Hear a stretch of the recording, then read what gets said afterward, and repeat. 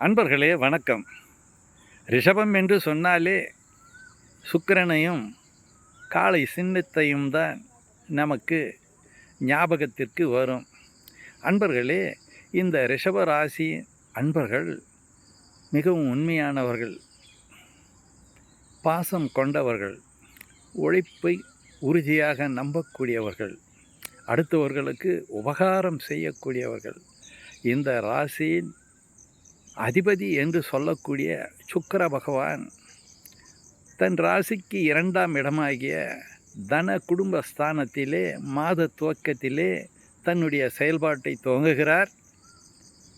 பிற்பகுதியிலே கடகத்தின் சனி, புதன், குரு ஆகியோருடைய நட்சத்திர காலிலே தன்னுடைய பங்களிப்பை முழுமையாக தருகிறார். 4ஆம் இடமாகிய கேந்திர ஸ்தானத்திலே அவர் சூரியனுடன் இணைந்து கேதுவனுடைய சாரத்திலே தன்னுடைய பலனை வழங்குகிறார். அந்த கேதுவோ சுக்கிரனுடைய சாரம் பெறக்கூடிய கிரகமாக உள்ளார்.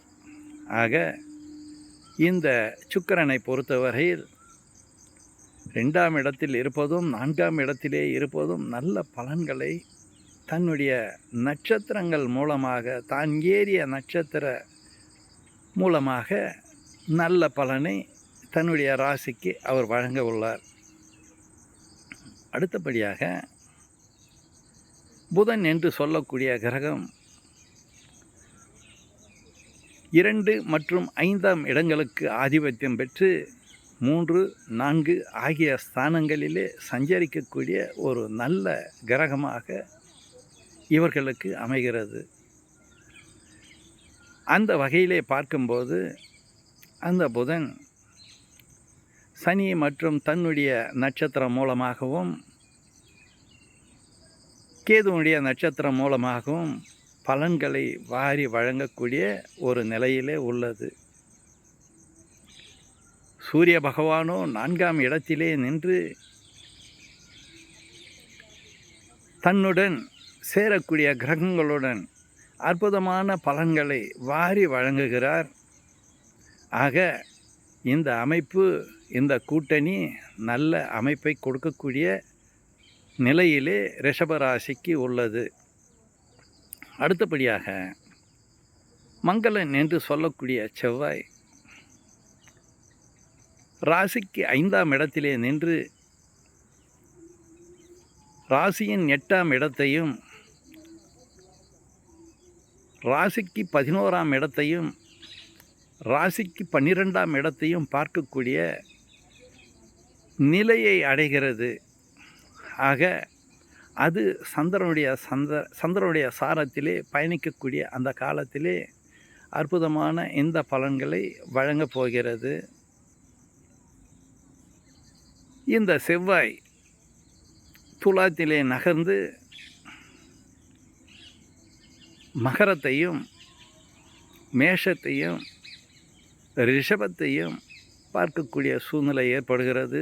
இதன் விளைவாக பூமிகாரகனாகிய செவ்வாயும் சகோதர காரகனான செவ்வாயும் மங்களனான செவ்வாயும் அற்புதமான பலன்களை ரிஷபராசிக்கு வாரி வழங்கப் போகிறார்கள்.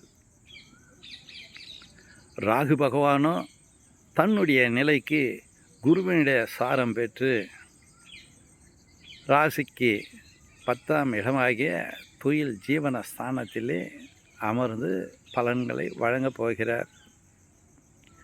சனி பகவானுடைய நிலையை பார்க்கும்போது 11ஆம் இடம் என்று சொல்லக்கூடிய லாபஸ்தானத்திலே நின்று தன் நட்பு கிரகமான சுக்கிரனுடைய வீட்டையும் பார்த்து நல்ல பலன்களையும் தாமத பலன்களையும் வழங்கக்கூடிய நிலையிலே சனி பகவான் தன்னுடைய செயல்பாட்டினை வழங்க உள்ளார். அன்பர்களே, குருவுடைய பார்வை இந்த ரிஷபராசி அன்பர்களுக்கு 6, 8, 10 ஆகிய இடங்களின் மீது பதிவதன் காரணமாக இவர்களுக்கு ஏற்படக்கூடிய நோய் நொடிகள், வம்பு வழக்குகள், கடன்கள், எதிர்ப்புகள் இவையெல்லாம் ஒருங்கே நொறுங்கக்கூடிய சூழ்நிலையை ஏற்படுத்தும்.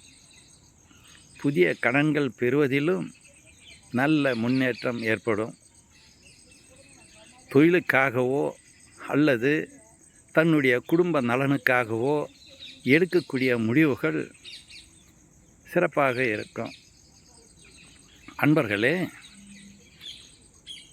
இதுநாள் வரை ரிஷப ராசியினுடைய 8ஆம் இடம் வலி, வேதனை, துன்பங்கள், கஷ்டங்கள் கொடுக்கக்கூடிய இடத்தை தன்னுடைய வீட்டையே குரு பகவான் பார்ப்பதன் காரணமாக இவையெல்லாம் நல்ல பலனாக மாறி அற்புத பலன்கள் நடப்பதற்கான சூழ்நிலை நிச்சயமாக ரிஷபராசி அன்பர்களுக்கு உண்டு. பொதுவாக எல்லோரும் சொல்வார்கள், ரிஷபத்துக்கு குரு பகவான் நன்மையை செய்ய மாட்டார் என்று. ஆனால் குரு தான் பார்க்கக்கூடிய இடங்களுக்கு தன்னுடைய பணியை செவ்வனே செய்யக்கூடிய கிரகம். ஆகையினால் ரிஷபராசி அன்பர்களுக்கு திடீர் யோகங்கள் அதிர்ஷ்டங்களும் நிச்சயமாக உருவாகும். தொழில் ஸ்தானம் வலுப்பெறுகிறது. ஆகையினாலே தொழிலிலே நல்ல முன்னேற்றம் ஏற்படக்கூடிய ஒரு சூழ்நிலையும் தொழில் அபிவிருத்தி அடையக்கூடிய தன்மையையும் தொழில் மூலம் நல்ல பேரும் புகழும் எடுக்கக்கூடிய நிலையையும் ரிஷபராசி அன்பர்கள் அடைவார்கள்.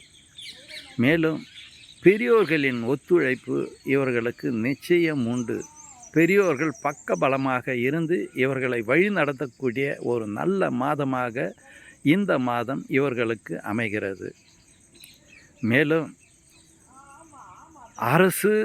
அரசியல் சார்புடைய அனைத்து துறைகளிலே பணிபுரியக்கூடியவர்களுக்கும் அரசியல் சார்ந்த அன்பர்களுக்கும் அரசு மூலம் நல்ல உதவிகள் கிடைப்பதற்கான வாய்ப்புகளும்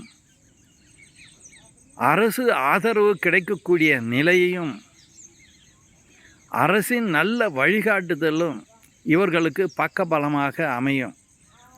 வேலை தேடக்கூடிய இலசுகளுக்கு அரசு வேலை கிடைப்பதற்கான வாய்ப்புகள் உருவாகும். ஆக இந்த மாதம், இந்த ஆவணி மாதம் ரிஷப ராசி அன்பர்களுக்கு நன்மையை செய்யக்கூடிய அற்புத மாதமாக அமையும். நன்றி, வணக்கம், வாழ்க வளமுடன்.